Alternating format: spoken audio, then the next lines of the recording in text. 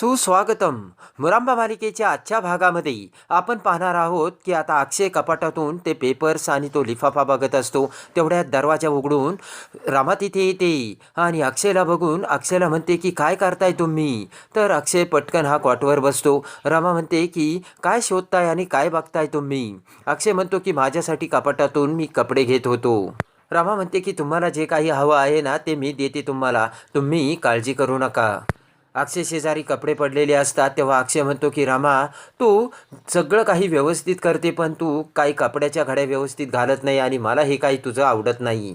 रामा म्हणते की आत्ताशी मला घरात आल्यासारखं वाटलंय आणि कसे भांडायला लागले तुम्ही माझ्यासोबत. हसतच अक्षय म्हणतो की रामा, मी भांडत नाहीये पण मला असा पसारा घातलेला अजिबात आवडत नाही, तुला चांगलंच माहीत आहे. रामा म्हणते की अहो सगळं काम मी व्यवस्थित करते, फक्त कपड्याच्या घड्या घातल्या ना तर त्या ठेवताना मला व्यवस्थित ठेवता येत नाही. रामा म्हणते की तुम्ही एक काम करा ना, मग हे सर्व कपडे घ्या, याच्या व्यवस्थित घड्या घाला आणि पायावर उभे राहून कपाटात हे कपडे ठेवून द्या. रमा म्हणते की मला वाटतंय की आता तुम्हाला बरं वाटायला लागलंय. तर अक्षय मान हलवतो. रमा म्हणते की मग मला वाटतंय की आता ते सांगण्याची वेळ आली. रमा म्हणते की पाडवा आलाय ना. तेव्हा अक्षय उठून उभा राहत रमाचा हात धरतो आणि म्हणतो की रमा, मला सांग ना तुला काय हवं आहे. तू जर मला सांगितलं ना तर मग मला घ्यायला सोपं जाईल. रमा म्हणते की मी म्हटले ना तुम्हाला पाडव्याच्या दिवशी सांगेन. अक्षय म्हणतो की रमा, आत्ता सांग ना मला, मग मला घ्यायला सोपं जाईल. तेवढ्यात आद्या तिथे येते आणि अक्षयला बिलगते. तर अक्षय म्हणतो तुला काही कळतंय का, डॉक्टरची बायको आहेस ना तू, माझा अपघात झालाय, माझी ही अवस्था झाली. आद्या लगेचच अक्षयचा हात आपल्या खांद्यावर ठेवते आणि म्हणते की चला चला, तुला आता बरं वाटेल आणि आपल्याला धम्माल करायची.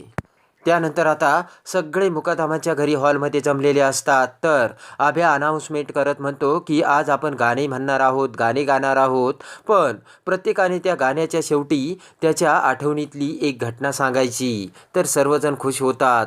त्यानंतर आता आभ्या पहिल्यांदा आई आजीला गायला सांगतो. तर आई आजी म्हणते की पहिल्यांदा तुला मीच सापडले का. तर रमाकांत म्हणतो की कमॉन आई आजी. तर आद्या म्हणते की बेबी डॉल म्हण ना गाणं. तर अक्षय म्हणतो की गा ना आजी. तेव्हा आभ्या म्हणतो की आता अक्षय बोलला ना तर आजी गाणार म्हणजे गाणार. आजी म्हणते काय म्हटलेत हे अक्षय. तर अक्षय म्हणतो गा आजी. लगेच आजी उठून उभा राहते. तेव्हा आई आजी लगेच जुन्या मैफलीत माझ्या तुझेच मी गीत गात आहे हे गाणे म्हणते. गाणी संपल्यानंतर सर्वजण टाळ्या वाजवतात. तर अक्षय म्हणतो की आजी आता तुझी आठवण सांग. तेव्हा आजी म्हणते की आजोबा नेहमी म्हणायचे की मुलांकडे खास लक्ष द्यायला पाहिजे. तेव्हा ते मला मुलांना घरी ठेवून सिनेमाला घेऊन जायचे. त्यांचं म्हणणं काय होतं की बऱ्याच वेळा मुलं लग्न झाल्यानंतर मुलांकडे लक्ष द्यायचं कमी करतात. तेव्हा मुलांना सुद्धा आपल्या मुलांकडे लक्ष द्यायला वेळ मिळायला पाहावा आणि वेळ काढायला हवा.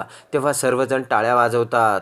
त्यानंतर लगेचच अक्षय किस करत हात करत आजीला म्हणतो की हे आजोबांना दे आणि त्यांना सांग तुमचा नातू सुद्धा तुमच्यावरच गेलाय आणि तो सुद्धा बायकोच्या मागे पुढेच करतोय. तेव्हा आई आजी म्हणते की ते माझ्या मागे पुढे करत नव्हते.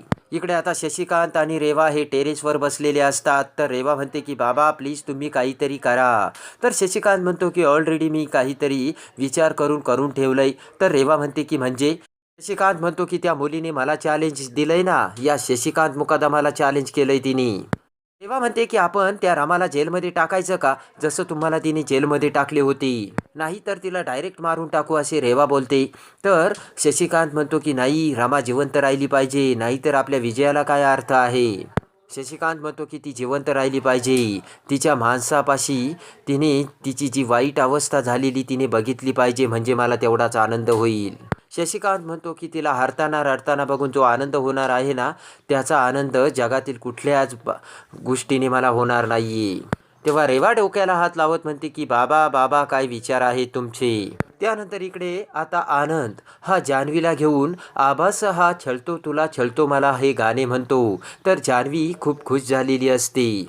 त्यानंतर आठवण सांगत आनंद म्हणतो की आम्ही मुलं ज्यावेळेस सिटी प्राईडमध्ये सिनेमा बघायला गेलो होतो त्यावेळेस माझं नुकतंच लग्न ठरलं होतं. तर माझ्या जानूचा फोटो बघून सर्व म्हटले की तुला एकदमच ब्युटिफुल बायको मिळाली. तर जान्हवी खूप खुश झालेली असते. आनंद म्हणतो की आमचं लग्न झाल्यानंतर देखील जानूला मी माझं हे गाणं ऐकून दाखवलं होतं आणि आम्हाला पार झाल्यानंतर सुद्धा ते गाणं ऐकवलं होतं.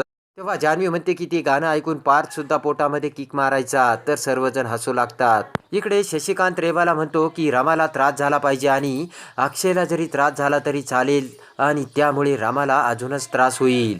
तर लगेचच रेवा म्हणते की म्हणूनच मी तर अक्षयला उडवलं. ते ऐकून शशिकांतला मोठा धक्का बसतो. डोळे मोठे करत शशिकांत हा रेवाकडे बघू लागतो आणि रेवाच्या तोंडातून नकळत शब्द पडलेले असतात. पुढे शशिकांत म्हणतो, काय बोललीस रेवा तू आत्ता? कुणाला उडवलंस? तर रेवा वाक्य बदलवत म्हणते की रामाला जर अक्षयच्या आयुष्यातून उडवलं तर. शशिकांत म्हणतो की हे बोललीस का तू? नाहीतर मला वाटलं माझी दारूच उतरली होती ते ऐकून. शशिकांत म्हणतो बरोबर आहे, रामाला अक्षयच्या आयुष्यातून उतरवलंच पाहिजे. रेवा स्वतःच्या मनाशी विचार करत म्हणते की बापरे, वाचले आज, नाहीतर बाबांनी मलाच उडवलं असताच. त्यानंतर आता इकडे सीमा ही गाणे गाण्यासाठी पुढे येते. तर सीमा म्हणते की त्याचं काय आहे ना, जेव्हा हे मला सिनेमाला घेऊन गेले होते तेव्हा पाऊस पडायला लागला आणि हे म्हटले की 5च मिनिटात मी आलो. तर मी तिथे उभा होते. 1 तास झाला तरी हे आले नाही आणि मला खूप भीती वाटली आणि आता मी घरी कसे जाणार असे मला वाटू लागले. तर आई आजी म्हणते की तुला दुसरं काही वेगळं आठवतच नाही का? तर सीमा म्हणते मला गाणेच म्हणता येत नाही. त्यानंतर आता आब्या हा गाणे गाण्यासाठी पुढे येतो. लगेचच आरतीकडे बघत, आई तू बाबा मी होणार याचवर आता आभ्या गाणे म्हणतो. त्यानंतर आभ्या हा अक्षयला गाणे गाण्यासाठी उठवतो. तर अक्षय हा रामाकडे बघत, किती सांगायचे मला, किती सांगायचे तुला, ह्या गाण्यावरती गाणे म्हणतो. तर रमा ही अक्षयच्या आठवणीत हरून जाते आणि गाणे म्हणत असताना अक्षय लगेच रामाच्या प्रेमात हरवून गेलेला असतो. रामासोबत आपण कसे प्रेमाने एकत्र आलो हे आता गाणे म्हणत असताना अक्षयच्या डोळ्यासमोर येत असते. प्रेमाने हा अक्षय आता रामाच्या जवळ आलेला असतो आणि आपल्या प्रेमळ स्पर्शाने रामाला अक्षय हा पुलकित करत असतो. आपण रामासोबत कसे खेळ खेळलो होतो, रामासोबत कसे एकत्र आलो होतो, या सर्व आठवणी आता अक्षयच्या समोर येत असतात. तर रामाच्या नाकावरचा राग अजूनही तसाच असतो आणि रामा ही कशी अक्षयला बाजूला करण्याचा प्रयत्न करत असते आणि खोटे खोटे रागवत असते हे देखील आता अक्षयला आठवते. अक्षय हा रमाला कसा डेटवर घेऊन गेला होता आणि गुलाबाचे फूल देऊन त्याने रमाला कसे प्रपोज केले होते हे सर्व आता अक्षयच्या डोळ्यासमोर येते. त्यानंतर आता अक्षय त्याचे गाणे संपवतो. तर ते गाणे ऐकून रामाच्या डोळ्यात पाणी आलेले असते. त्यानंतर अक्षय म्हणतो की ज्या वेळेस रमा तिच्या आईच्या घरी गेली होती त्यावेळेस मी रामाच्या आठवणीत हे गाणे दररोज गायचो. तेवढ्यात रेवा तिथे येते. तर आब्या म्हणतो की आता पुढं कोण गाणं म्हणणार? तर रेवा म्हणते की मी, आणि पटकन रेवा म्हणते की छबीदार छबी मी तोऱ्यात उभी. तेव्हा सर्वजण रेवाकडे बघू लागतात. तर रेवा गाणे म्हणत असते ते बघून रामाला राग येतो आणि पटकन रामा ही अक्षयपासून उठून आतमध्ये निघून जाते. तेव्हा रागाने अक्षय हा रेवाकडे बघतो.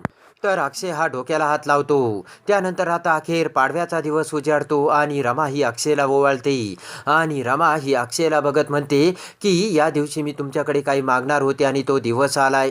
म्हणते की मला तुमच्याकडून डिवोर्स हवा आहे आणि मला तुमच्याकडे हेच मागायचं होतं. ते ऐकून अक्षयला मोठा धक्का बसलेला असतो. रमा म्हणते की तुम्ही माझ्यासोबत जे वागलाय ना ते मी कधीच विसरू शकत नाही. मोठ्याने रडतच रमा म्हणते की मला घटस्फोट हवा आहे. तेव्हा अक्षयच्या पायाखालची जमीन सरकलेली असते. रमा म्हणते की आणि आता यामध्ये बदल सुद्धा होणार नाही. ते ऐकून अक्षयला काय करावे आणि काय नाही हे सुचत नसते.